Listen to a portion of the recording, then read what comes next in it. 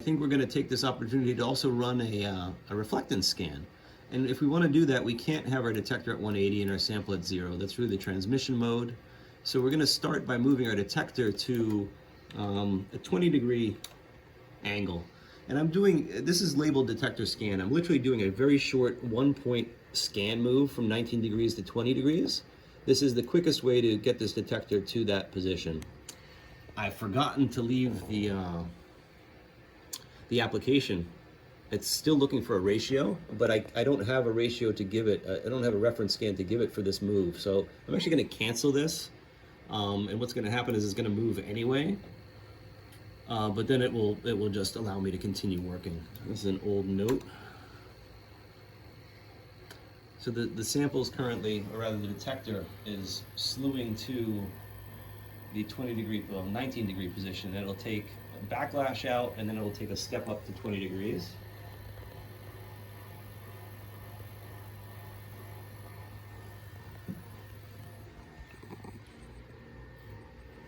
Having accomplished that, I'm going to say done and cancel. I'm going to go to the sample and go from 9 to 10 degrees. That's the 10 degrees is the specular angle for measuring. When this is set to voltage, I won't get an error message when I say scan.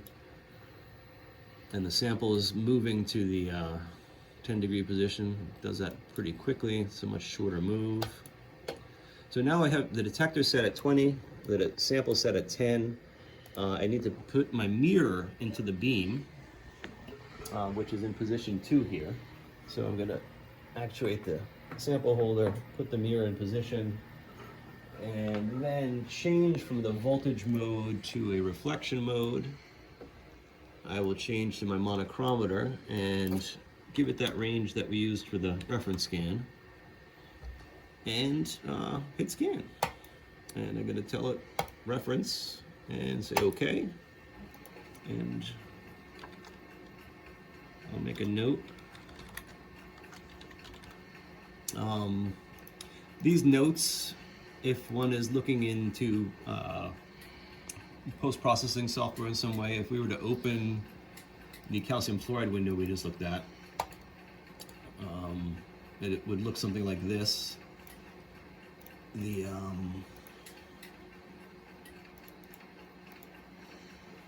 The range here is of course well below 120 and it goes up to 220. So if we wanted to see this sort of 100% to 0 from a little bit of 115, it looks a little bit neater except for the spike that was thrown earlier. So this, is our calcium fluoride sample. It tells us at 130 nanometers we get 62 or 3% transmission.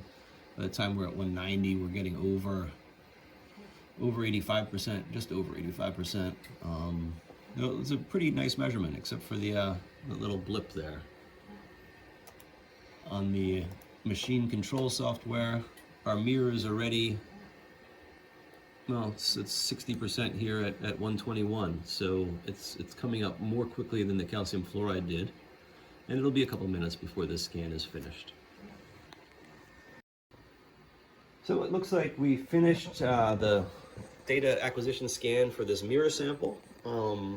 This is just an aluminum mag fluoride coated mirror, and it looks roughly as we expect. It also has the spike, which I'm not sure that's exactly the same position as the other scan. It looks like it might be, in which case that sort of indicates that our reference data had an anomaly in it at this position.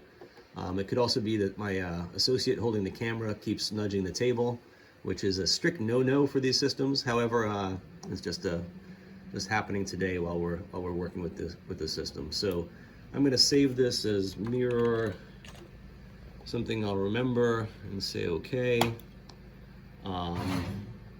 And maybe take a look at this in the other program here, just to see what it looks like.